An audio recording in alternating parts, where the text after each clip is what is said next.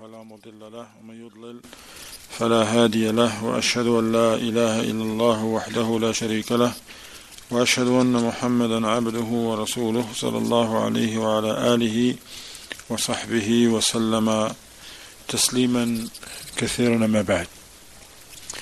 I welcome all of you. We continue reading from the book of our noble Shaykh al-Allama al-Dr. Salih bin Fawzan al-Fawzan حفظه الله تعالى ومتعه بالصحة والعافية وغفر له ولوالديه وللمسلمين والمسلمات آمين.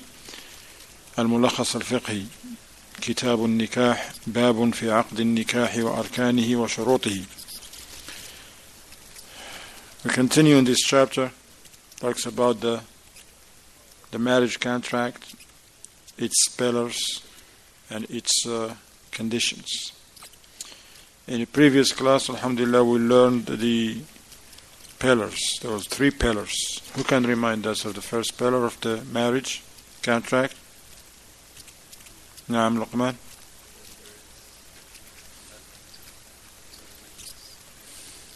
Aina. That both the groom and the bride, which is the man and the woman, they're about to get married to each others. The man and the woman, they have to be suitable for marriage. They shouldn't have anything that prevent one of them not to get married. For example, Luqman, what are the things that make a valid contract not valid? Their relatives, cousins, what? Aina mahramiyya, like she's mahram to him. Somebody may not know. Somebody may want to marry this lady, but then somebody there, he knows, he's like, wait a minute, that's your sister. No, she's never seen her in my life. No, she's his sister. You don't know, but yes, it is, she is. Maybe the father was married somewhere before and keep it hidden. You see? And some people do that. Keep it hidden. Now somebody know and like, hey, I gotta say what I gotta say. You can't marry. Now you can't be quiet. Or also by what? Rada'a. Somebody wanna marry a lady, and then his mother says, no son, you can't marry that one. Why? Just your sister. Yeah, I suckled her. I fed her. Her mother used to keep her with me when she was very, you see? So it's things like that. What's the second pillar? نعم. أحسنت. حصول الإيجاب. نعم. What is the إيجاب? محمد؟ أي نعم. وفهو. نعم محمد.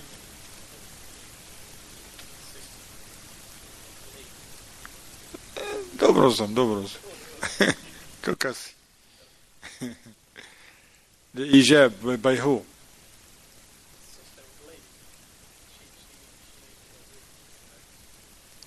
Who represents her? The wali. Ainam, ahsant. The wali, the guardian of the woman, is the one who says, I accept to marry, this girl to you. And then which brings us to the third pillar. What is it? Al-Qabul. Al-Qabul, or Qubul, which is now Naam. So now the groom will accept the bride. Okay? I know. Because the wali will say, Zawajtuka muwakkilati. I marry you so and so, daughter or whatever she is. Then the groom, which is now the one who's the man, he will say, I accept. Qabil too. Now. Jazakumullah khair. Now we're going to continue reading the conditions. قال وأما شروط صحة النكاح فهي أربعة. Shaykh says, as for the conditions that make a marriage contract valid, the marriage valid, are 4. الشرط الأول, the first of these 4 conditions, تعيين كل من الزوجين. تعيين كل من الزوجين فلا يكفي أن يقول زوجتك بنتي إذا كان له عدة بنات أو يقول زوجتها ابنك وله عدة أبناء. ويحصل التعيين بالإشارة إلى المتزوج أو تسميته أو وصفه بما يتميز به. The first of this condition is the accurate specification of the two spouses. You want to make sure who's marrying who. Okay? They have to be known. Each of the two spouses must be accurately specified while referring to them. For example, it is insufficient for a bride's father, for example, to say to the groom as a legal spoken form, I marry you, my daughter, while he has many daughters. You see? He has many daughters. He has more than one. He has maybe 2, 3, 4, and he says, I'm marrying you, my daughter. So which one? He can send him anyone, because now the father, he may have in mind one, especially if they go by what? By customs. If they go by customs, what would that mean? The older, yes. Some people, the customs, the older one has to be married first, by custom. So he said, I'm marrying you, my daughter. The man, he was actually one other one. The man, he was interested in the middle one or the youngest one. But now they're going to send him who? The oldest. That's why this is very important to be specified. Likewise, similarly, he cannot say to the groom's father, I marry my daughter to your son. All right? To your son. Which son? Especially if that man has more than one son. So accordingly, the spouse referred to must be accurately specified, either by pointing at him or her, referring to him or her by mentioning them by name, or mentioning a certain quality that distinguishes them. Okay? So by name, it says, زوجتك موكلتي فلانة. That's why that's what they say. Here I marry my daughter, for example, Zainab, or Khadija, or Amina, or Juwairiya, طيب, to your son, Abdullah, or Ibrahim, or Nuh, or Musa, or Isa. Especially if the person has more than one son, and the other one, the guardian, has more than one daughter. Okay? No. الشرط الثاني, the second condition, رضا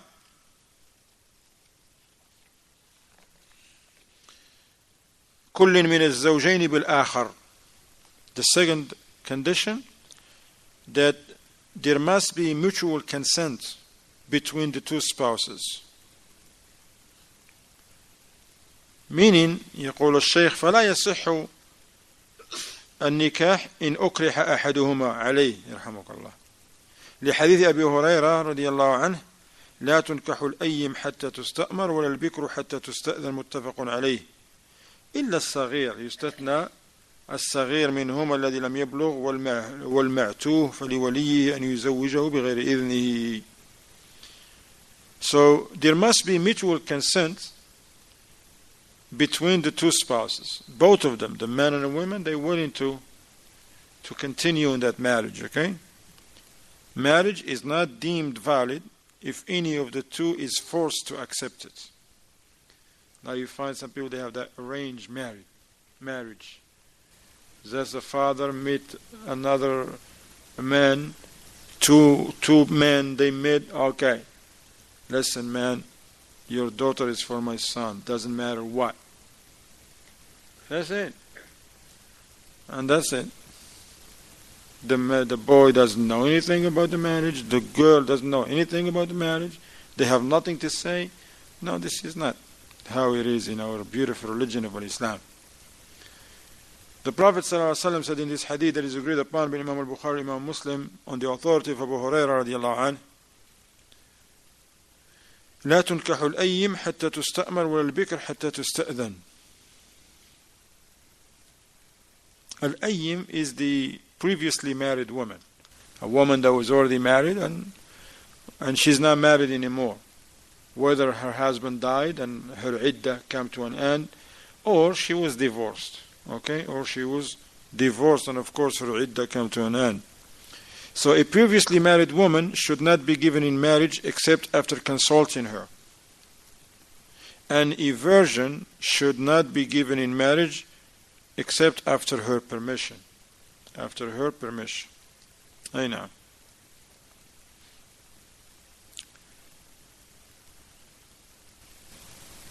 The Shaykh said this applied except for the minor who has not reached maturity or the insane. Someone who is insane, as the legal guardian can marry any of them without their permission. No.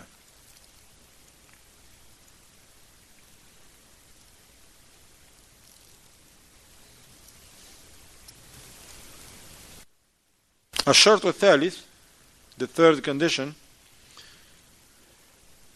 أن يعقد على المرأة وليها لقوله صلى الله عليه وسلم لا نكاح إلا بولي فلو زوجت المرأة نفسها بدون وليها فنكاحها باطل لأن ذلك ذريعة إلى الزنا ولأن المرأة قاصرة النظر عن اختيار الأصلح لها والله تعالى خاطب الأولياء بالنكاح فقال تعالى وأنكحوا الأيام منكم سورة النور وقال تعالى فلا تعضلوهن سورة البقرة وغير ذلك من الآيات.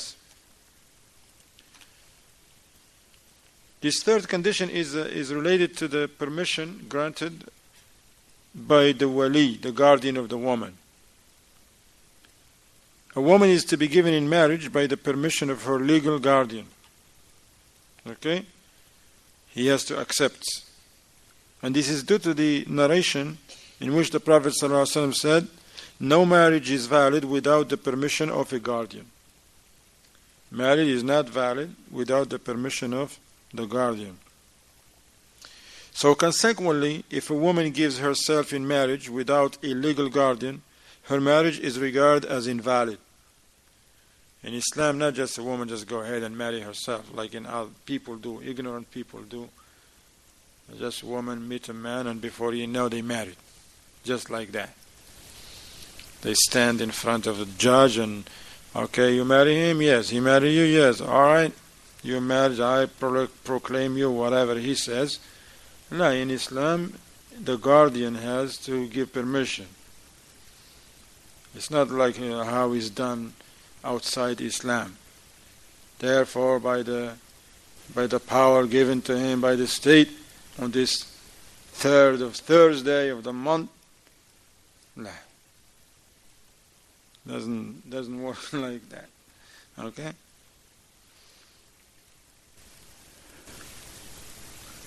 So the Shaykh says if a woman gives herself in marriage without a legal guardian, her marriage is regarded as invalid. As such an act is means leading to unlawful sexual intercourse. This is because a woman is considered partially unable to choose her best suited husband. Okay? That's why the role of the guardian, because he has to choose for her the right person for marriage, okay? Because it's not permissible for the woman to get in contact with the men. Okay, it's not like the ignorant Muslims who they don't know their religion because they fall into this evil because they got it from the non-Muslims that they have to date first for a couple months to check him out and see who is he and to see what. Muslims, they abide by the rules of Allah. شرع الله هو الأفضل هو الحق. What Allah has legislated is the truth. And that's the only thing that is going to bring the good if the people apply it.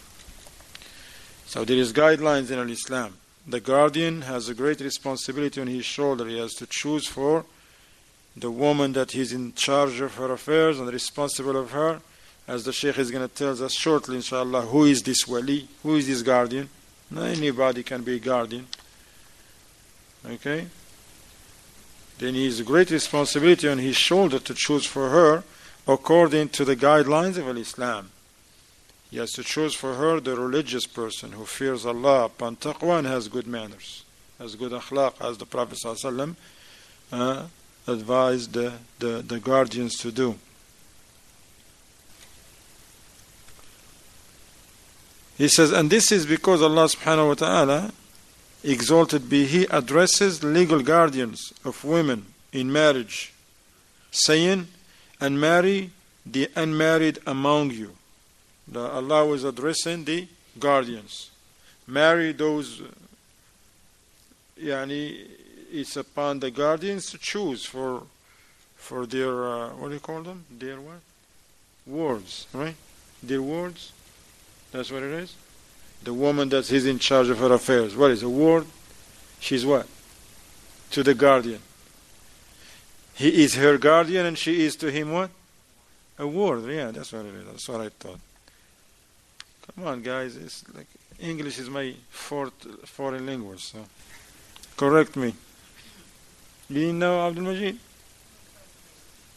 W-A-R-D. Ward. Ward, yes. That's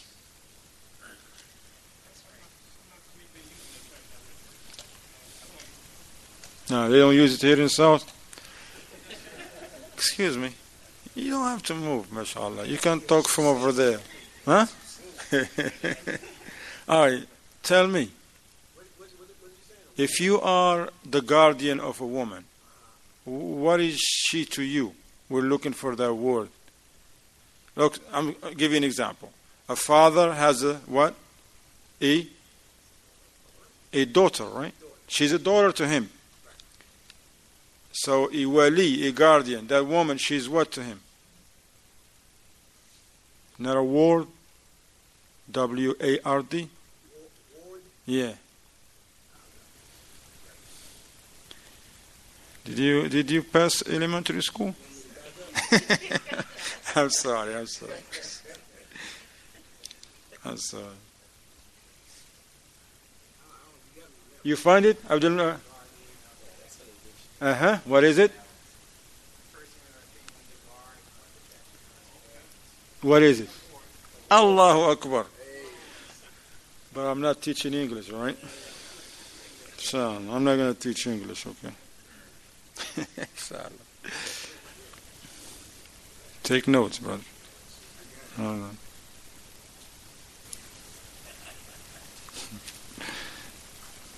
Alright, where we at now? Hey, because Allah subhanahu wa ta'ala addressed the guardians. And also, that's in Surah An-Nur, ayat 32, and in Surah Al-Baqarah, verse 232, do not prevent them from remarrying. So Allah, He was addressing the guardians. I know. And other ayats like this. وَوَلِيُّ الْمَرْأَ مَنْ هُوَ? Now who is the guardian, the legal guardian of the woman? Who is he? Okay? هو أبوها ثم وصيه فيها ثم جدها لأب وإن علا يعني جد الجد ثم ابنها ثم بنوه وإن نزلوا ثم أخوها لأبوين أي من الأب والأم ثم أخوها لأب ثم بنوهما ثم عمها لأبوين. You with me, Anas? ثم عمها لأب. أحسنت. ثم بنوهما ثم أقرب عصبتها نسبا كالإرث ثم المعتق ثم الحاكم. You got it? All right, say it again to me. Not like that. That's right. Jazakallah khair, Anas. Barakallahu feek. All right. Inshallah. So what we say now? Who's the wali of the woman? Ahsan, the Abu. Allahu Akbar. Not the any Abu. The legal guardian of a woman is assigned according to this order, her father. Of course, they says Muslim and the like, practicing the religion. So we're not going to get into the details, okay? So the father, he's a Muslim, he's the guardian. Nobody can step on his toes like we say. He is number one in the list. Likewise, the one authorized by the father to be her guardian. The father first, but the father can assign somebody, maybe his son, his brother, maybe the uncle of the girl, and the like.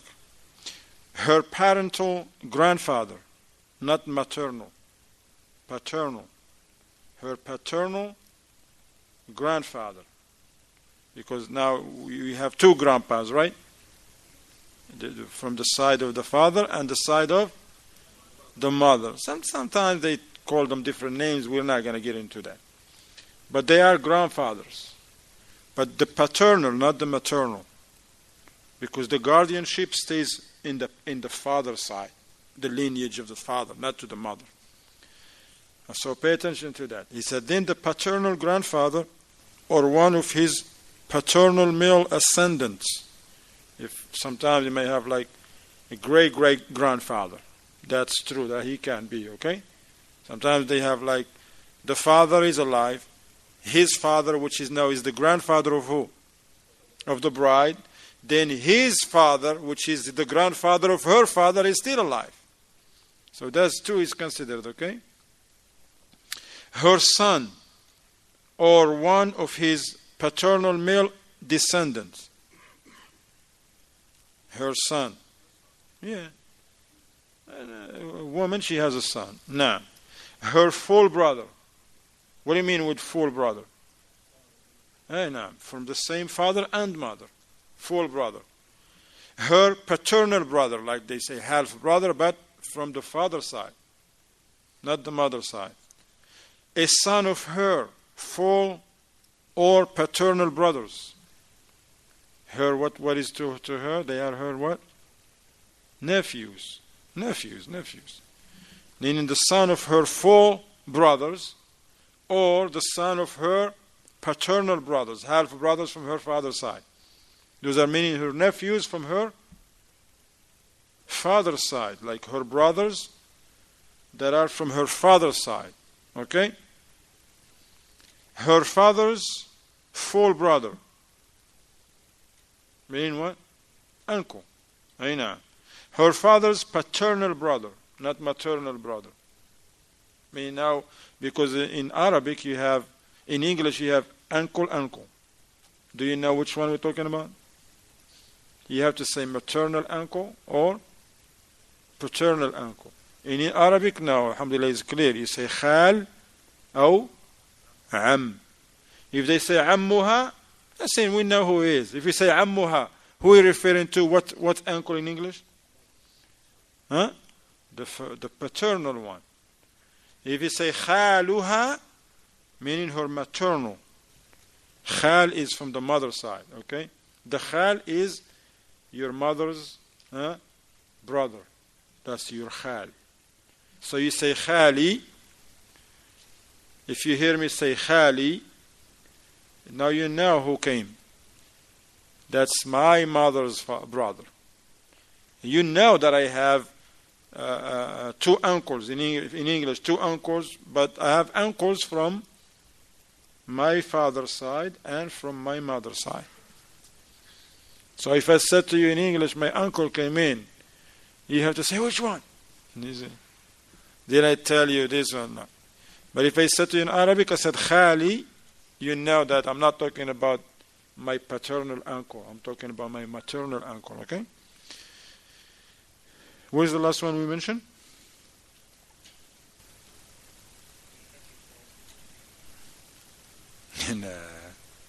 We mentioned two after that. Huh? Her father's paternal brother. Now, a son of her father's full or paternal brother. You see, the son of her father's full or paternal brother. You see? What that make him to her? Huh? A son of her here meaning the bride. A son of her father's full or paternal brother.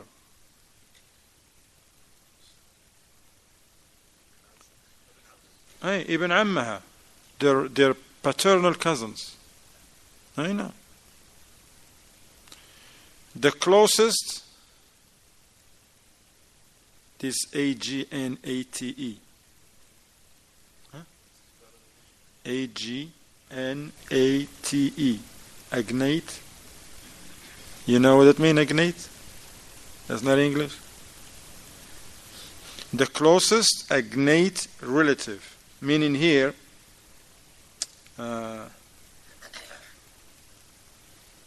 it means the ones that are the closest. Like after this, then the one that's still close to her, okay? From the maternal side and the like, okay? Huh?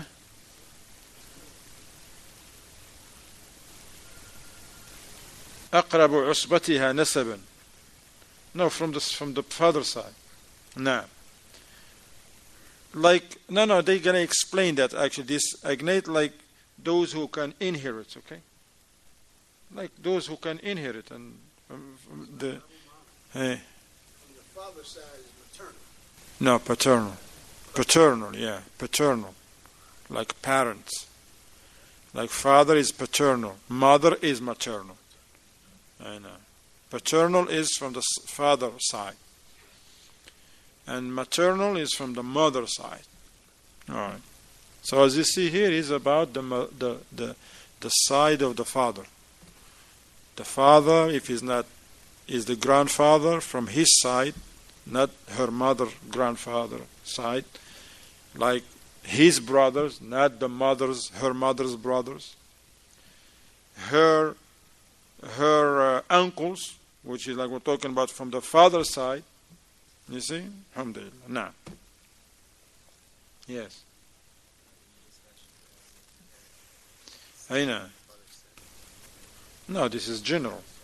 General. Now, because it's in this order. If nobody of this is relevant or existent, then they go for those who can inherit. And that included the maternal side now. I know. And then her emancipator, and then at the end came the ruler. Because the Prophet ﷺ, he says that the ruler is the wali for the woman that have no wali. If a woman, she had none of this existent, nobody to represent her, nobody, then the ruler. And the ulama, we asked them, they said to them, what is in the case when a woman, especially this happened a lot in the West, she became Muslim by herself in the family. Nobody from her family is a Muslim. So, and she lives in a non-Muslim country. So the ruler is not a Muslim. The judges are non-Muslims. So in her case, what would be to do? What is the proper thing to do? He says the person in charge of the Islamic center or the masjid in the area that she attend become her guardian. Okay? And so therefore it's not like some people do. They just like a man meet with a woman in Walmart and he's like, oh listen, are you married? No. You want to marry? Well, let's give it a try. Talking about, it's not like a sample of biryani chicken or something. Just give it a try. Talking about, give it a try, and that's it. What happened after that, Abdul Qayyum? He called somebody. Hello, listen, where you at? Oh, yeah, we're only like a couple minutes from here. Can you come to Walmart quick? Yeah. What for? Just come, I'll let you know. He comes. All right, here's your guardian. Yeah, this has been happening. On the sidewalks, in the Walgreens, and yes, it's happened, and then they married. Yeah, okay, look at me like that.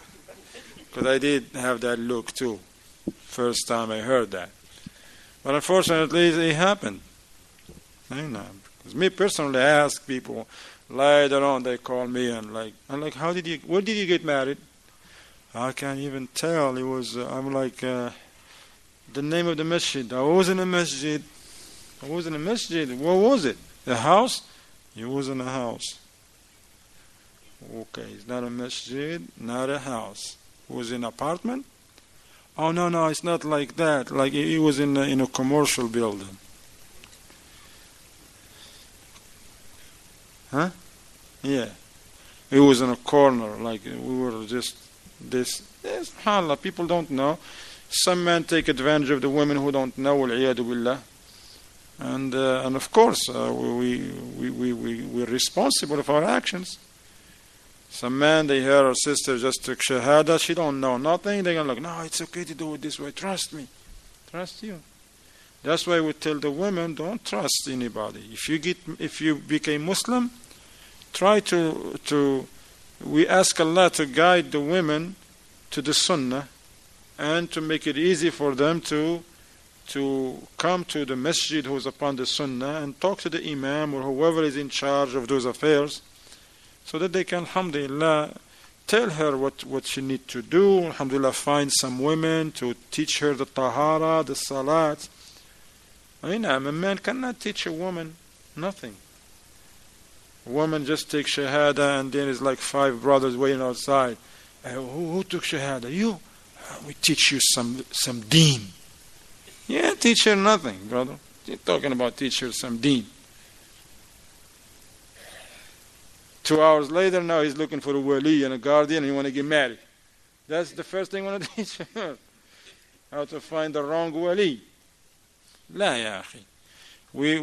I'm sharing this with you because I want you to participate in this, ikhwan.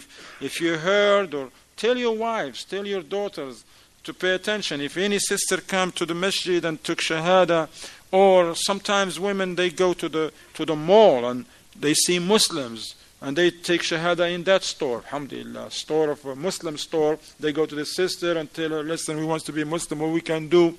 She give her shahada. We tell them, teach them the basics. Tell them, look, now you're a Muslim. You don't take the deen from anybody. And you got to take it from its proper sources, from Quran, from the sound sunnah of the Prophet Muhammad ﷺ, because this is the religion of Allah. It's not for anybody to just voice their opinions. There are ignorant people out there. There are people who don't know what the religion is. We don't want you to go on the wrong side, okay? To be on the wrong path. So here is a masjid. Where do you live? Here. Please go to this masjid. They are upon the sunnah. Ask for the imam. And then the imam, when the woman, she comes, alhamdulillah, he's going to already talk to some sisters, maybe his wife or somebody he know, another brother's wife, alhamdulillah, and then they be available. We connect her with the women. They're going to talk to her. They're going to be there for her. They're going to, alhamdulillah, teach her how to make wudu and tahara and salat and how to dress, how to put a khimar on. A man's going to teach a woman how to put a khimar on. A'udhu billah. It's not right. No. It's the women going to do that. And also they will teach her that, look, be patient. Don't rush into marriage, okay? You need to learn your religion, alhamdulillah. You need to learn about your Lord, your rights. Because you have rights in Islam as a spouse.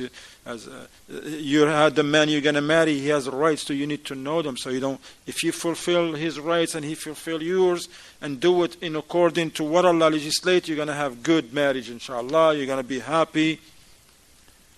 Not women, they just get married and somebody take advantage of them. Billah. Some women, subhanAllah, tell you stories, Allah musta'an, because somebody take advantage of them. Now their life is not in order. Some of them, they even leave Islam after a couple months. It's like, this is Islam? SubhanAllah, how is Islam? Is this? Taking advantage of them. And that's Allah, salam al-afiyah. Naam. So the ulama, they mentioned that, from the Shaykh Ubaid, Hafidh al-Jabiri and others, that the woman that she doesn't have no guardian, and this doesn't mean that a woman that have a Muslim father, because some women, they think that this apply on them. Women, they come from another country to America to study, which that's another subject itself. For her coming from a Muslim country to a non-Muslim country with no mahram to study, that's another topic to itself. Okay? But that woman, she thinks like just because her father, who's in that other country, I'm not even going to mention no country, okay? She thinks like here she can just go and anybody can marry her. And la, her father's still alive, especially in our times, phone calls, emails, there is a lot of ways. Right now. But sometimes women, they go to masajid of Ahlul Bidah, Sofiya, Hizbis, Ikhwanis, they don't care about the Sunnah. They don't care. They just like marry the women and the father still, the parents in, I don't know where, in another state, they don't even know what happened. Why he get married? Well, the Imam of the masjid did the marriage. He has no business. أي نعم الله المستعان الله المستعان. May Allah protect the women from these traps. أي نعم يا أخي.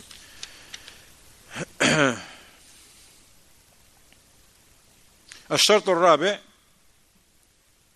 الشهادة على عقد النكاح لحديث جابر مرفوعا لا نكاح إلا بولي وشاهدي عدل فلا يصح إلا بشاهدين عدلين. The fourth condition, the Shaykh, he mentioned Shaykh Fawzan, the presence of two witnesses. The presence of two witnesses. He says the marriage contract must be witnessed due to the hadith narrated by Jabir radiallahu anh, which states that the Prophet ﷺ said, no marriage is valid without the permission of the guardian and in presence of two just witnesses. Not any witness, but they have to be just, like adl, meaning they practice the religion, they have nothing that blemish their character and the like. So he says, so therefore, Shaykh Fawzan says, marriage is not deemed valid except with the presence of two just witnesses. قال الإمام الترمذي رحمه الله العمل على هذا عند أهل العلم من أصحاب النبي صلى الله عليه وسلم ومن بعدهم من التابعين وغيرهم قالوا لا نكاح إلا بالشهود ولم يختلف في ذلك من مضى منهم إلا قوما من المتأخرين من أهل العلم.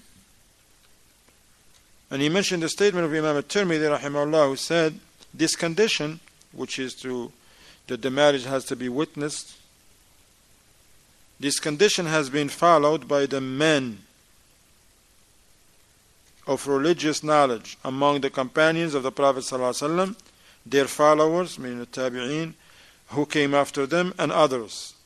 They maintained that no marriage is valid without the presence of witnesses. No one among them disagreed in this regard except some of the late scholars. Some of the late scholars, they have a different opinion. However, he says the first scholars of Islam, the companions and those who followed them, they didn't disagree on this matter. Wallahu a'lam. So what are the four conditions? Can remind us. Number one, Naam. Four conditions from the conditions of make the marriage valid. Naam. Ahsan. Specify the name of who? Specify the spouses, both of them, whether by name or pointing that one right there, or something else. What is it? Or a specific description.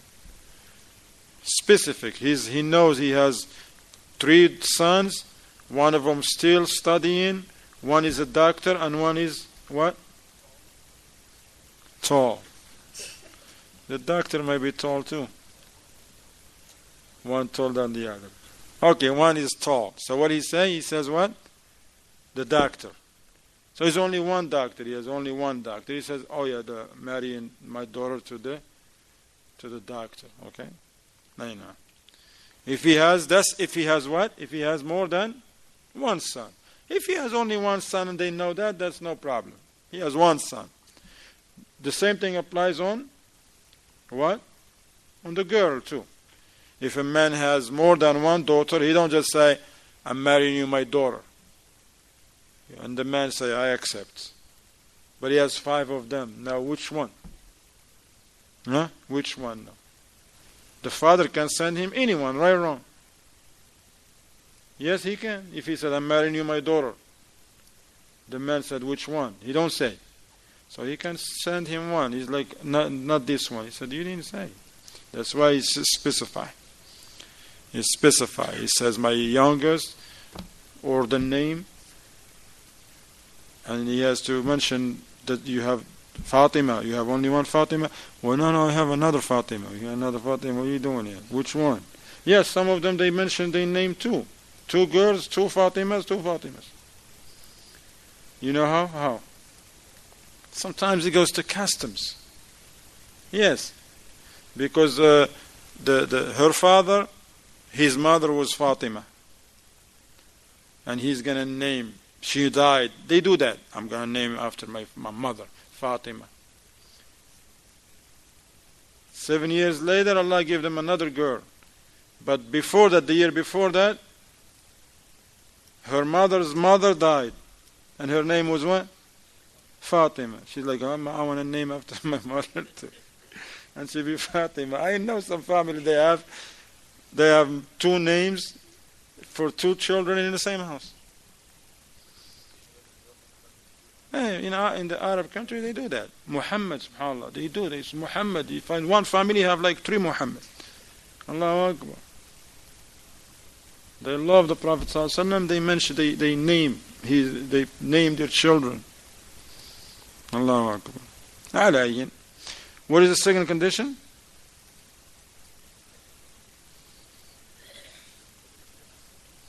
Acceptance. Ahsant.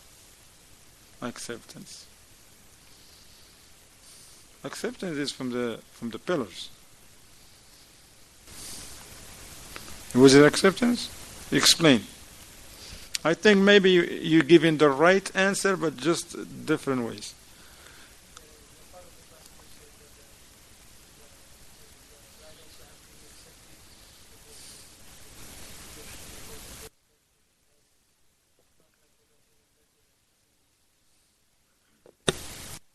Hey, now, yeah. That the woman she should be pleased and accept to get married. Okay, should not be forced. Okay, they shouldn't be forced into that marriage. Okay, no. But this doesn't mean also that the woman she does whatever she want to do. No, she has to take in consideration the choice of the guardians. But the guardian also they should fear Allah and follow what is legislated. They do not like a man with another man. They make the marriages like a business contract. He's like he was trying to borrow something from him or get in a business with him for years. He says the only way if my boy marry your daughter. And then he's like, no problem. But you leave that for me, right? The store in the downtown, that's for me. All right? Sign paper right now. What about the marriage? No, don't worry, I got you. You got you. Playing games. They do that. They look for their interest. They don't look at the interest of the girl. Nas'al Allah as-salam al-afiyah. Now, number 3.